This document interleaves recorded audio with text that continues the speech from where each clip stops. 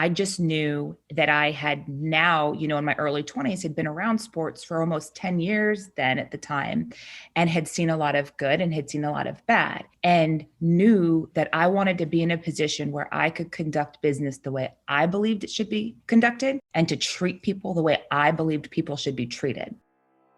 Welcome to the Game of Her Own podcast, a podcast about women who work in sports. I'm your host, Jahaan Blake. After 15 years of working for 3 major league teams, including the Boston Red Sox, Los Angeles Dodgers, and the Chicago Cubs, I discovered the one thing I loved the most was helping women in sports shatter glass ceilings and take their seat at the table. I loved it so much that I made a business out of it. I have the honor of coaching high-performing women in the sports and entertainment industry and supporting them as they go after exactly what they want in their career. So if you are feeling tired of waiting on the sidelines, done being overlooked for promotions, and you're ready to pull ahead of the pack and take your career to the next level, girl, I'm here for it. I also created the Game of Her Own podcast to support you as well. We are here to share the stories of incredible women who work in sports and entertainment. These leaders and trailblazers will inspire you with their success and the lessons they've learned along the way to the top. Ladies, there is nothing like women empowering women. I am so honored you're here. Think back to when you were a teenager, say 15 or 16 years old. Would you have had the courage to walk up to a baseball team owner's daughter and offer your services? Well, that's exactly how my next guest got her first job in sports. Angela LaChica, who started her career with the San Diego Padres, is now the CEO and founder of LaChica Sports and Entertainment Group. Angela is a powerhouse, and I was absolutely thrilled to interview her for the Off the Beaten Path series. I want to read some of her bio because we couldn't cover all of her incredible work in just one episode. Her clients have included the NFL, MLB, ESPN, Nike, Adidas, the NCAA Players Coalition, LeBron James Kings Academy, Los Angeles Chargers, and the list goes on. Listen to this. Angela achieved national recognition in 2016 as one of the lead negotiators behind the scenes to the NFL's $89 million multi-year commitment to social justice initiatives. She now provides ongoing guidance to the NFL's top management and partners on the strategic implementation of those initiatives. I loved every second of our conversation, and I could have talked to Angela all day. Listen in as she talks about not being afraid to speak truth to power, why she didn't care when she failed, how she mastered broke management, and all about her incredible company. All right, friends, let's do this. Angela, welcome to the Game of Her Own. I am so excited that you are here. Thank you. Thank you for having me. I'm excited as well. Before we get started, and I have so many questions about your amazing business, take us back in time and tell us when you first fell in love with sports. I think like most people who work in sports, they grew up with that passion being around the games. I was fortunate enough to get my first job in sports with the San Diego Padres when I was 14 years old. I wasn't exactly clear about my age, and I had walked up to the then community relations director and offered to volunteer for her. Her dad had just purchased the team, and community relations was a new concept back then. And she hired me on the spot. She asked if I could drive and be there every day. And I said, I'll be there at the stadium every single day. And I would take the city bus after summer school every day to make sure that I was there by game time, just helping, volunteering, running tour groups or autographs or whatever she needed. But it was that summer that I recognized that I could combine my passion for the game and make money from it. I had grown up at the ballpark. We had season tickets to the Padres. And so I knew the stadium inside and out and knew the game inside and out. And that really helped me be value to her and me getting to see this woman in this powerful position and understanding that she could make this career out of it.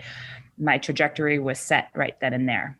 Oh, so you went over and said, I'll volunteer for you. Like you just raised your hand. I walked right up. My mom and dad, we were at a Padre game, and my mom and dad were like, Angela, there's the new owner's daughter. Go introduce yourself. So I walked right over and I said, hi, I'm Angela LaChica. I'd love to volunteer for you. Let me know what you need. I know the stadium inside and out. Welcome to San Diego. And she said, okay, great. Can you meet me at the office this week? So my dad dropped me off at the office, and I think she thought I was older than I was. I was 14 turning 15. So I carried myself differently. And she said, okay. And so she had given me a few tasks and I was helping her learn the stadium. I was helping her understand, the ins and outs of the locker room and when to approach the guys for autographs and the asks and all of that. And I think I made her job easier. And I think she enjoyed mentoring me in a sense as well. So yeah. And it's funny, I ran into her not too long ago and was able to share that story with her. And she didn't realize the impact she had made on me in my career. Wow, that's incredible. At 15, 16 years old, you just went over and just talked to the owner's daughter. Where did you get that confidence to just go over and do that? That's a good question. It definitely came from my mom and dad. They were also very much sports fans and they both volunteered for the Madres and selling season tickets. And they were shameless in and of themselves and taught us to go up and ask for what we wanted and introduce ourselves. And always said the worst anyone could do was say no. And I think that instilled in my brothers and sisters and I a real sense of security that, okay, well, yeah, we can go up and we can make the introduction and take that chance. The worst the person's going to do is say no, and then that's okay. And that's been a lesson that's really helped out through my career, is knowing that it's not bad if someone says no. Yes, yeah, exactly. Okay, so you started your career in sports, working for the Padres. When did you realize, I want to stay in sports and I also want to start my own business?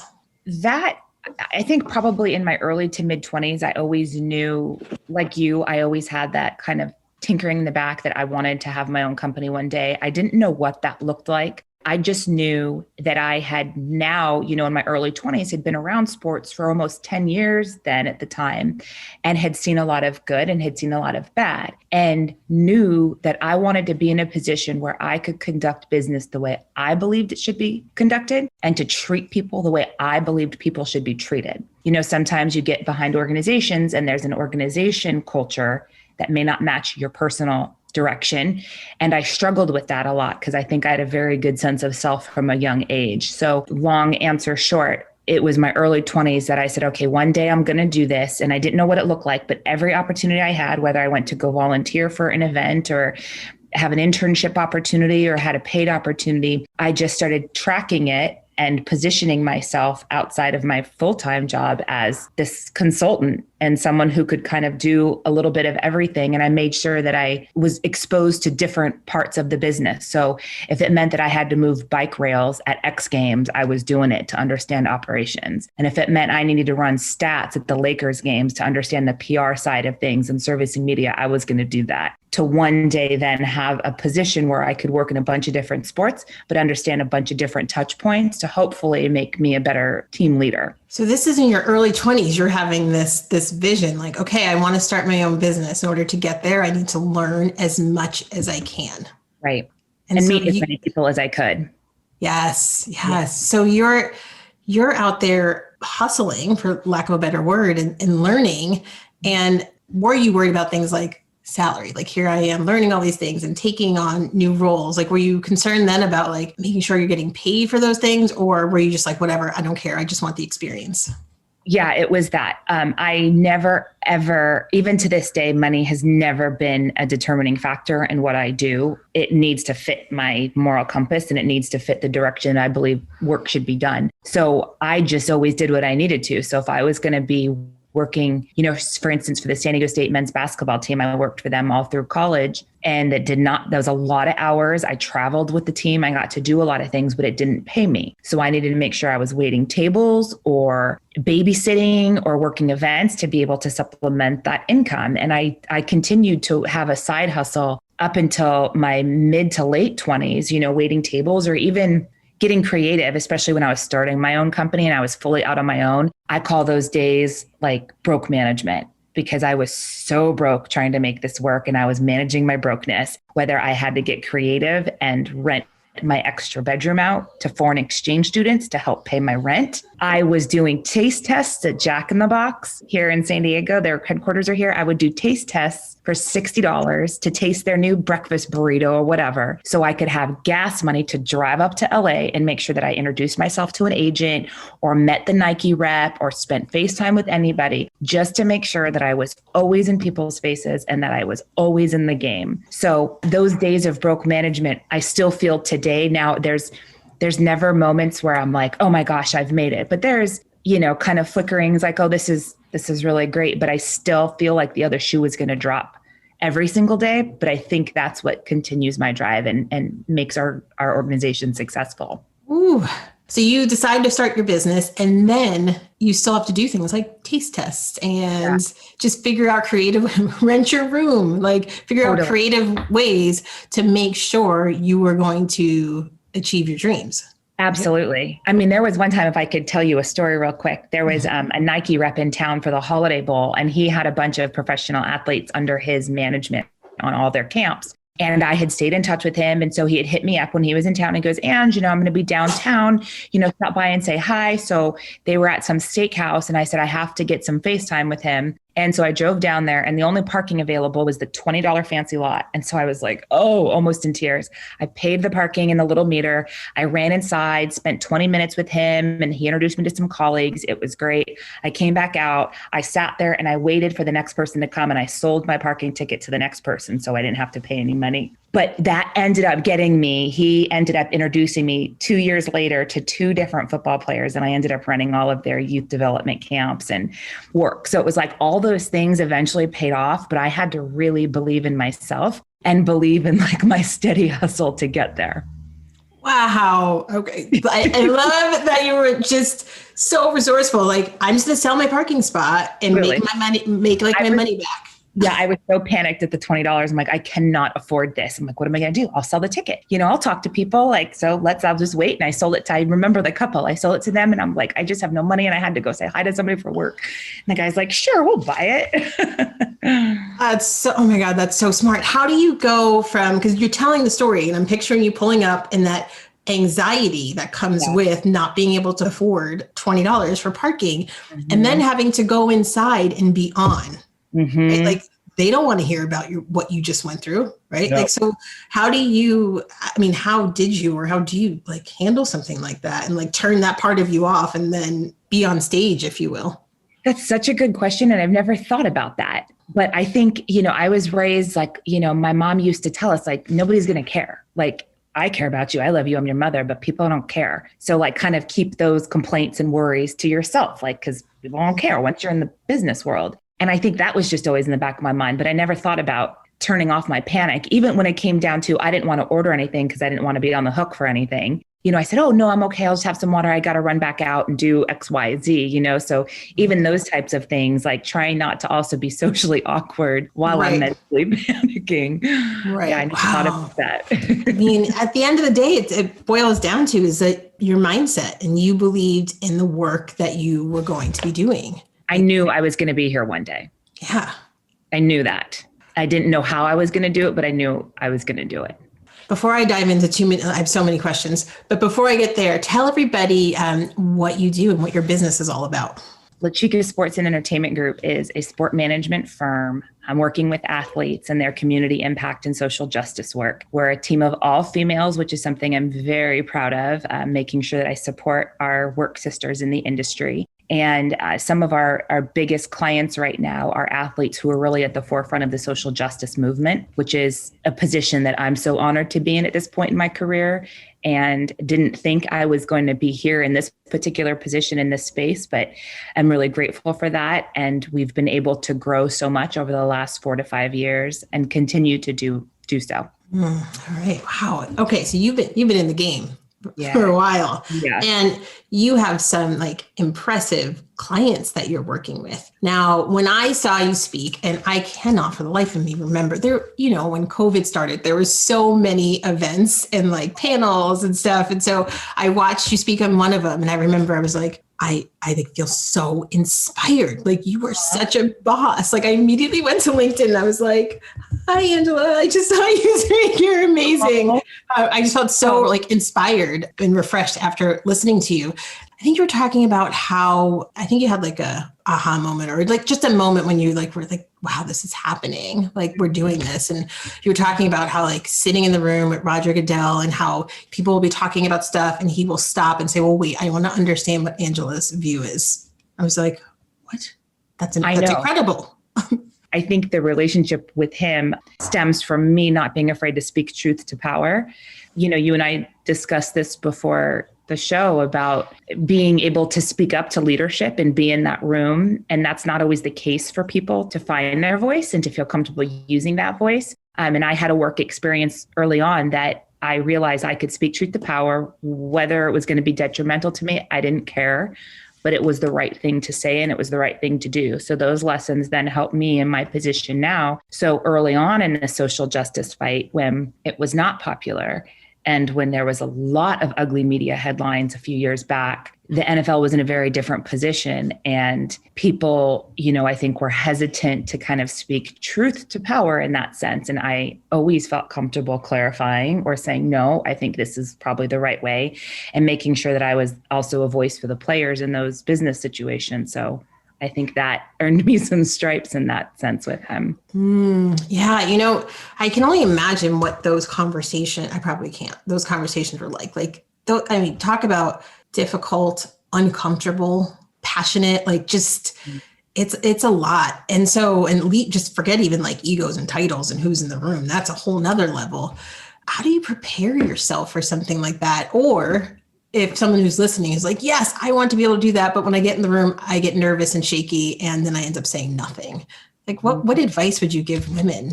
I don't know, because to me, what drives me is if it's the right thing to do, and especially when it's helping people. So it's just like social justice work. You have to use your voice and your resources. I'm privileged.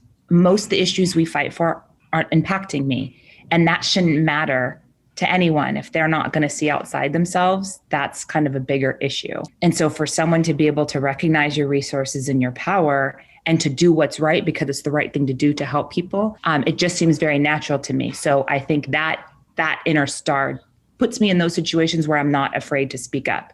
I think early on, some advice I would have appreciated is to not worry about the repercussions. The repercussions are never going to be as bad as you think they're going to be for speaking up in those situations. The worst they could do is fire you. Then maybe they have a lawsuit on their hands. I don't know. I've been fired for that same reason, but I knew I was going to be okay. And it's kind of like what my mom and dad said, the worst they can say is no, right? So I think we create a lot of fear about people thinking that we're not going to say the right thing or that we're not going to be smart. I mean, there's a reason why I hire only women. I think, we're very intuitive. We read the room. I think we're team players naturally.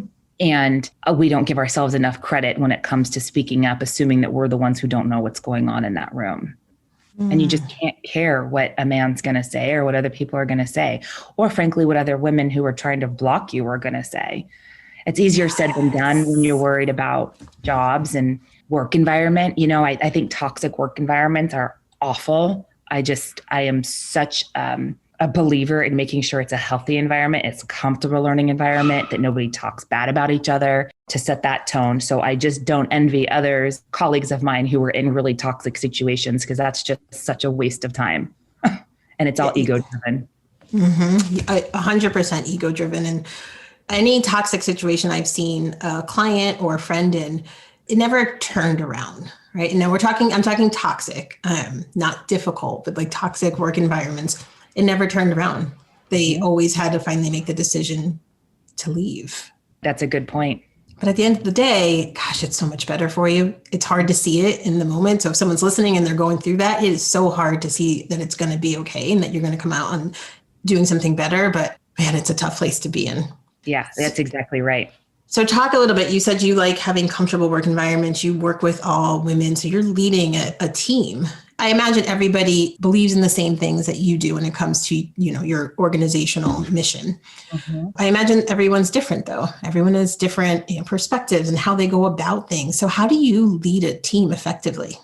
I think it's been about recognizing the right temperament and personality, because technical skills can be taught. I can teach you how to write a press release. You can teach me how to be a podcast host and prepare for a script. Like, those technical skills can be taught, but we can't teach each other how to be a good person and how to operate from a place with a sense of urgency and with a good, strong sense of moral compass and a sense of organization before self. And so It's taking me a very, very long time to hone in on that skill, but to recognize immediately if this person's going to be a fit or not has gotten easier for me. And then we plug them into where either we think that they will be able to succeed or where they can be in a position where they can learn and grow into a position of success. And I'm a big believer in that old adage that talks about teach people so they'll grow and move on, but treat them so they'll never will. I have worked with some of these women for 15 years now. And when you have good people and people you can rely on people who put themselves, or the organization above themselves, you need to keep those people close. And then just following simple things. I think it's important to give people the autonomy to do what they need to do. I tell my team all the time, I need you to tell me, and I don't know, we should do that because of this, because I'm not going to be any good if it's my way or the highway. And that's not going to do our clients any good. So I appreciate people coming at things from different perspective. I appreciate people pushing back on me when it's an idea that maybe should be changed. I think it's very healthy. And I think it is good when they're empowered to feel comfortable to say that. Things too, like response rates. I tell them, we always respond to people, always make sure you're timely. We always want to be user friendly. And while that was difficult for a few years, particularly last year, because last year was a difficult for everyone, but we were so busy working 14, 16-hour days last year. But now we're in a position where all the front offices know us. They like working with us. We have that reputation where we're their go-to people. And that came from a very intentional work environment. So I'm just so proud of all of them. And I always tell them I will never put them in a position to fail. If I ask them to be on a meeting and they don't need me, I believe that they can handle that meeting.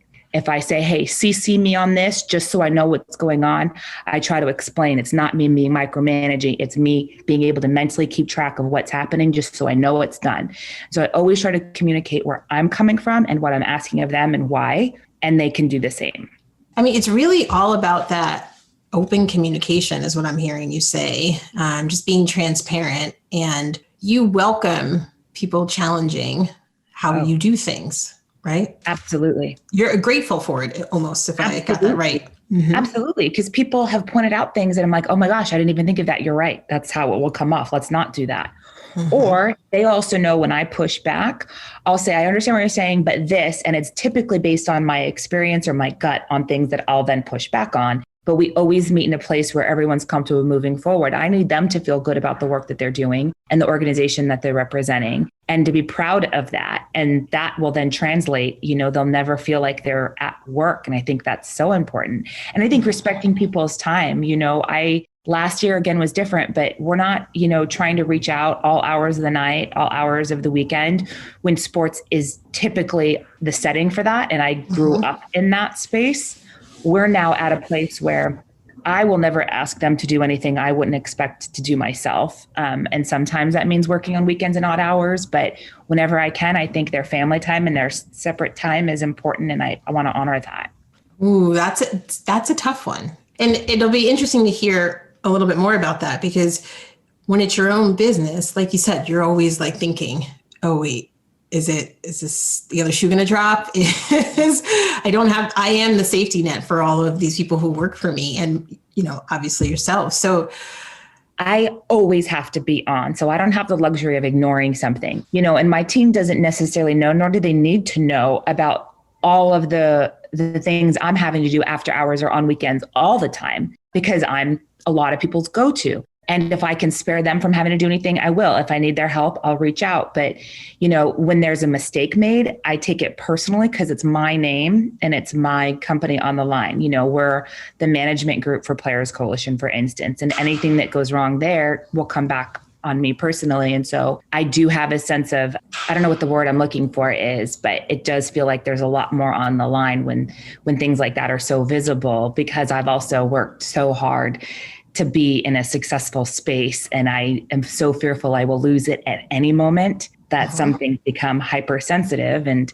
that's something I need to work on and figure out what I should take sensitive and what I shouldn't. But that's, I think, just part of being a business owner. Yeah. I mean, part of just being a human, right? Like hey, what do I need to work on? What do I need to grow? Like we're always learning. So you don't become the CEO and founder of this successful company and just poof, you know everything now. Oh no. Yeah. I learn all the time. I learn new things all the time. And I listen. I love, like you were saying, how you were listening in on all these things early on. I was doing the same. And I love hearing how people articulate maybe the same thoughts that I have, but they put it in a different position, or just hearing a different vantage point. I think that's so important. And I think it's important to also hear from my team and what's going to work for them. I always tell them, they don't need to do things my way. A lot of times, do whatever is going to be best for you, and then let me know what that is. If I want things done a certain way, I'll say that. But for the most part, I try to make sure that it needs to work for them, whether even just communication. Does Slack work? Does Google Drive work? What works? You tell me what works. I'll meet you where you're at, and let's call it a day. I couldn't be bothered with some of the little logistics because that's not important at the end of the day. Our work product is. Mm-hmm. Hey, Jahaan here. I hope you're enjoying the interview. I am sure you are thinking about your own career right now and how you can pull out in front of the pack to take your career to the next level. For 18 years, supporting women in sports has been my favorite part of my career, and I would love to support you. Whether it's joining my free Game of Her Own community or one of my one-on-one coaching programs, I am here for you. Send me a message at jblake@jahaanblake.com or DM me on Instagram @jahaanblake, and let's schedule a time to have a free session. I cannot wait to hear from you. All right, let's get back to why you're here. Again, you are the safety net. So I have to imagine over the course of your business, your doors being open, you've had to fail just because that's what happens. We all fail. So talk to us how you bounce back from failure and not let that drag you down. Because it's such an easy place for people to stay, right? Like you fail and then they just don't want to get back up again because it's scary out there. I failed for years when I was building my company. When I was out on my own and fully vested in this, I failed for years. And I was too busy to worry about it. I was too busy to take it personally. I was either too busy looking to see who else I needed to meet or what else I needed to do. I was too busy making dinner for my exchange students. I was just too darn busy to worry about those failures. And I recognized that every time it was a failure, I could learn what I did. So whether, I'll give you a good example. There was one client in particular who I remember, we did a big pitch for, and we had a really good in with, and it was between us and another agency. And I thought, I didn't think there was no way we could lose them. That's not fair. I thought, okay, this is a really good lead. Like this could be my big break in making this all make sense. We had a good meeting, and I ended up losing that client to another agency. Well, the learning moment from that came, and it helped me so much. It relieved so much stress for me after that, was that I realized that particular athlete was looking for something very different than what we were going to offer. We were offering more kind of strategic community impact, making sure that messaging and positioning was a very certain way in the public eye. And they weren't there yet. They were kind of looking for, red carpet events and magazine covers and that kind of stuff. And that was a learning moment because I said, okay, well, it's nothing personal. He just needed this right now, not what I had, and that's okay. And then that helped me from all the other no's I got to understand it's not me. It's okay that it's not always going to fit. And that lesson has really, something that I still refer to this day, that it's okay that they're not going to go with you. That's okay. Don't let it bother you. Just keep it moving. Because when the right person does come with you, it's going to be a really, really special fit. And you'll be able to really build a deep relationship working wise that can create a lot of good. Yes. I always think of it as a blessing when I get a no from somebody who I'm like, gosh, I was in it and, on all the calls and having the discussions. And I don't think I realized that they weren't the right fit. This is what they decided to do and that they're going to do really well together. If we worked together, that wouldn't have been pretty. Like, you know what I mean? Like we would have made it work, but they're going to get so much more from there. And I'm going to be so much happier when I'm working with my ideal client, for sure. And isn't that empowering? Yes, it really is. And then you get to a place, and I'm sure you're there, is where you start to, like, you say no to clients. Oh, you can see it coming a mile away now. And yes. You have to I think that's where early on I had to take everything I could get to pay the bills and to build up that. But there's some people I would not take anymore, in some projects just because I'm like, that's not me. It was a nightmare. It's stressing me out way more than anything ever should. Right. Yes, exactly. So now you're just like grateful that, oh, okay, this wasn't going to work out. This is perfect. I didn't even have to tell you no. Yeah, exactly. Okay. So advocating for yourself looks different, right? As a business owner, because you're the CEO and founder. So now you're out telling other organizations about you. So I imagine now it's a little different, right? Because you've been doing it for so long. So maybe your phone is ringing versus when you first started, you were picking up the phone, calling people to tell them about you. What was that like, having to just put yourself out there every day and be vulnerable? It was really hard. And it's something, I know that we had spoke about, in our exchange, we were talking about imposter syndrome. And that's something that I still struggle with to this day. And back then it was even more so because I didn't have nearly the experience I do now. I just knew that I was a good worker, and I knew that I had the right intentions with these athletes and understood their impact. And so just kind of used that to keep me going. But it was hard because I hated to ask for anything, and I always wanted to be of value. But then I also felt like, well, why would they even consider me? Who am I? I'm nobody compared to everything that they're doing, especially when you're talking to people at big brands, the big fancy brands, like, can be really intimidating, and now I'm like, okay, we're all the same people. It's fine, but still suffer from imposter syndrome in certain situations. Yeah. I find that it never really goes away. The more experience you have, the easier it is to manage. Right. That's good. Yeah. Almost give yourself a pep talk.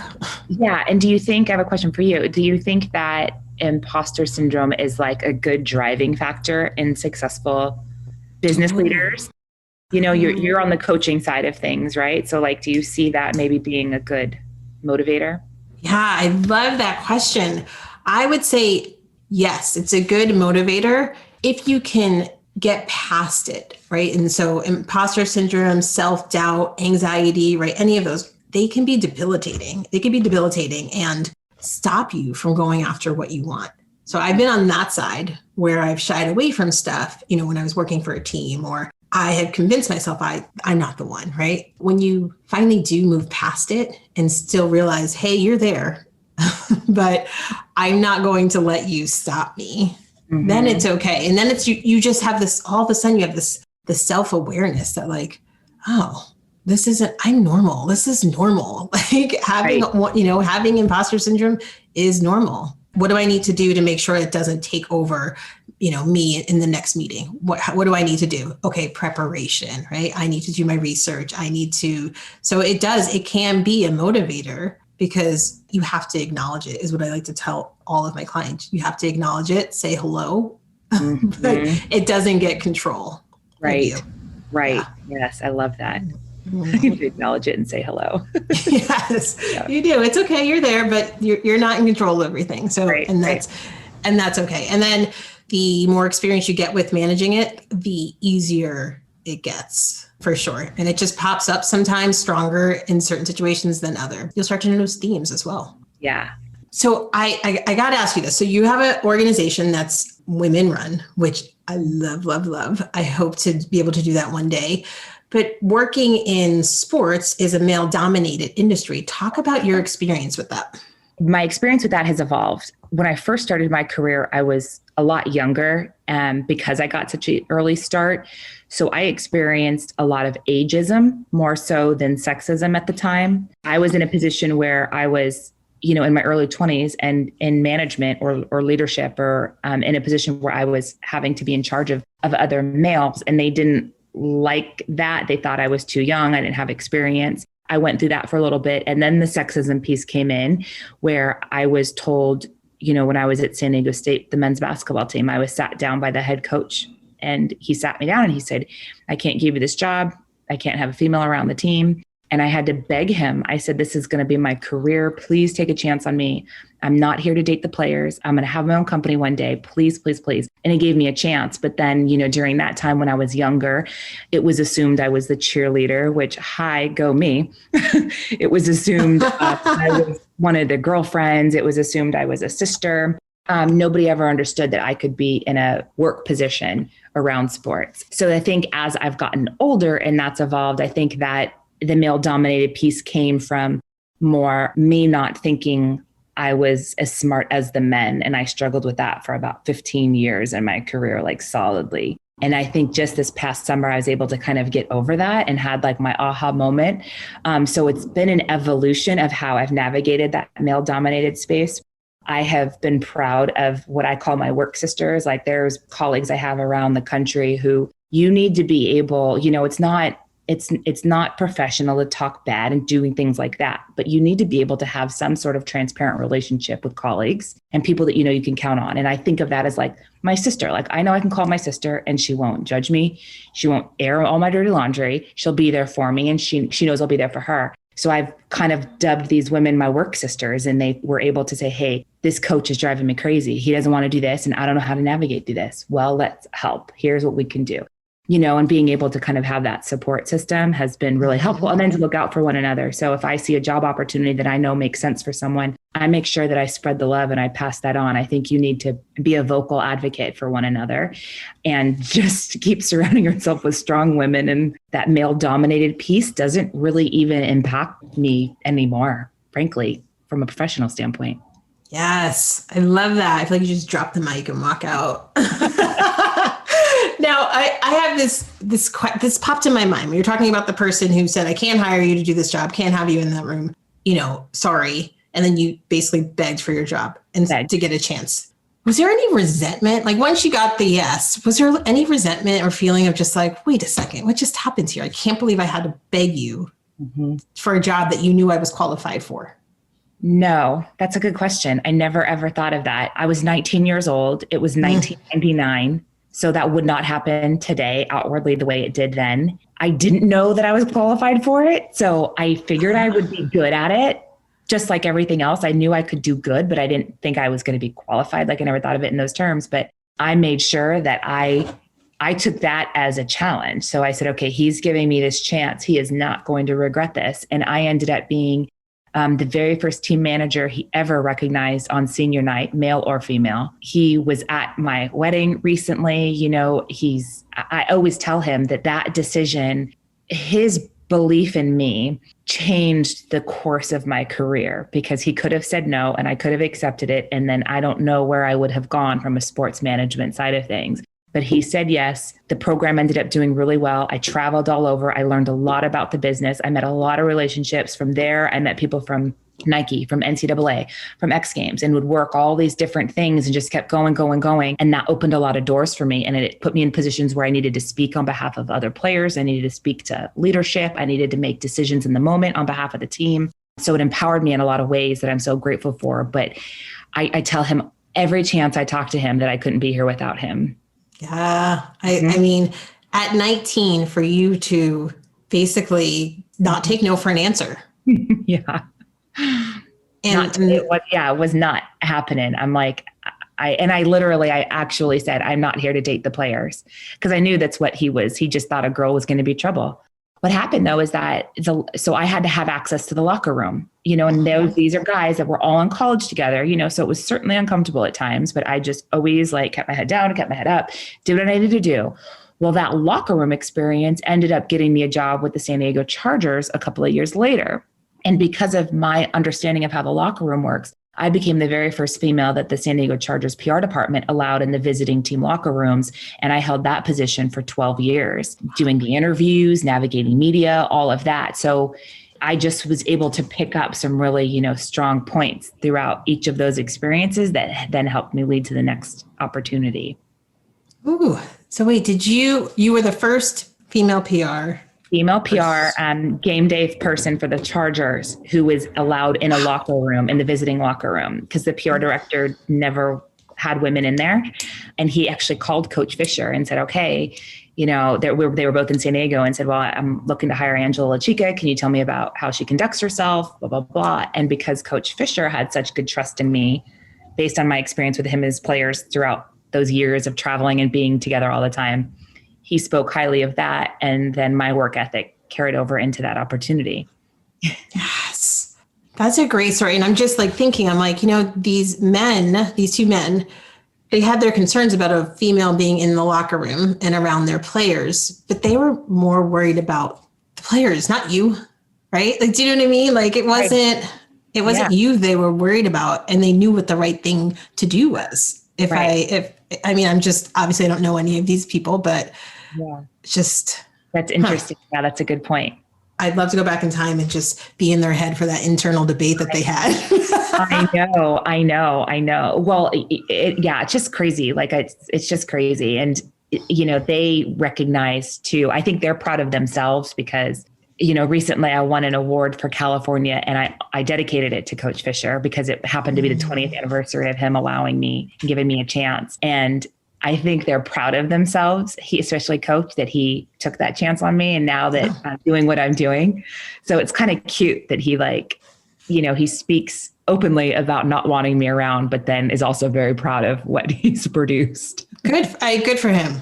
Yeah. Like, people need to hear those stories. It was, I can't believe I'm going to say this, but it was different back then. I know. 1999, like that was a long time ago. Yes. And I mean, I just interviewed Pam Ken. She used to be Pam Ganley. I don't know if your paths ever crossed, but she was the first, for the Red Sox, she was the first media relations director. Oh, wow. So she has some really good stories. And I bet. But that was, I don't know, 2010 that happened for her. I'm totally getting that date wrong, but still, she started with the club in 2002 as an intern. So back then doesn't seem like that long ago, but those things so different. It sure does. Talk to us a little bit about the work that you're doing when it comes to diversity and inclusion within the different leagues. Yeah, there's been a lot of movement in that space over the past year. We work with leaders across 10 to 11 different professional sports leagues now. And each of their leagues are all at different stages in how they're supporting social justice efforts and what that means to them. But one thing that most all of the leagues have in common from a player standpoint is their push to have more diversity and inclusion at the front office level, at the coaching levels, at the leadership levels. And so our role has been a lot of behind the scenes work, whether it would be talking to head coaches about racism, just kind of bringing it back to the core of a lot of these issues. And how do I talk about that? What words do I use? How do I communicate this that I'm feeling? How do I talk to my players? We're doing a press conference soon. How should I position the work that we're doing? So team members of ours will jump on calls like that, kind of navigating those conversations. We'll work with athletes who are having meetings with leadership in their leagues to say, hey, okay, here's what those asks are. We need you to start hiring more coaches of color. You need to start, looking at what the front offices look like. And if you're going to have social justice as an effort, you need to put your money where your mouth is. And so the players have been, you have the Rooney Rule in NFL, and that's just kind of been, that is what it is and hasn't been an ideal model because you're still having a bunch of head coaches positions that are not filling those diverse roles. And so the players are making sure that they're using their platform to continue pressuring their leagues and making sure that they're going to hold those leagues accountable when it comes to making sure they're hiring people with different backgrounds and that they're given the opportunity, and that it's important to be more diverse because it will start at the top on the way down when you're starting to fight these social justice issues on the ground. And you guys, for those of you who don't know what the Rooney Rule is, I will link to that in the show notes. All right. Are you ready for rapid fire questions? Sure. I think so. Mine doesn't always work rapid fire these days, but yeah. No, not even mine. All right. 12 questions. First thing that comes to mind. What is your favorite sports moment? When the Padres made it to the World Series. Ooh, good one. In 1998. What is something people always get wrong about you? That I'm real. I think they think I'm going to be like real fancy and uppity. Bougie is what I was called one time by the Chargers security director. And then he started getting to know me and he's like, you're not bougie. So I think people automatically assume that. And then, That's funny. What is one food you wouldn't want to give up? Pasta. Are you a morning or a night person? Both. Favorite holiday? 4th of July. What job would you absolutely be horrible at doing? Being in a corporate environment where I had to report to corporate people, and work with corporate colleagues and have to follow corporate rules. Yep. You guys can't see me, but I'm just nodding my head. I'm just thinking about Deloitte. I was like, yep. Same. What product would you seriously stockpile if you found out it was going out of business? Sunscreen. Sunscreen. Okay. Is that too broad an answer? No, it's a very responsible answer. It's so funny. Such a nerd. Oh my God. What is your favorite app? I don't have a favorite app. That's a good thing. Yeah. That's good. That can be your answer. The next question, I don't know if you're going to like Twitter, Facebook, or Instagram. Instagram. All right. Who is your biggest inspiration in life? My mom and my dad. As a child, what did you wish to become when you grew up? A doctor. You know, that's a great answer. One person said to me, Britney Spears, and I could not stop. You're like, I couldn't stop laughing. From Britney Spears to doctor. Oh my God. All right. Finish this sentence. The future of women working in sports is no longer like a thing. Like it's not a male dominated industry. Women in sports is that it's no longer even a thing. Is that we are sports. Ooh, I like that. Angela, this has been fantastic. I have loved talking to you. Could ask you questions for days. Some of it might be self-serving for me and being a business owner as well. But if someone wanted to get in touch with you, how can they go about doing that? I'm on LinkedIn. I'm happy to share my direct email with you as well, to any of your followers. And I'm always here for any women out there who are navigating anything in this space. You know, we need allies. I've experienced a lot on both the personal and professional side, and I'm always happy to be a shoulder to lean on. Fantastic. Thank you so much. So what did you think of this episode? Do you know another woman who works or is aspiring to work in sports? Would you do me a favor and share this with them? It would mean so much if together we could support and inspire other women on their journey. And let's stay connected. I love meeting and talking to new people. Follow me on Instagram at Jahaan Blake and join the free Game of Her Own community by visiting jahaanblake.com. I can't wait to meet you.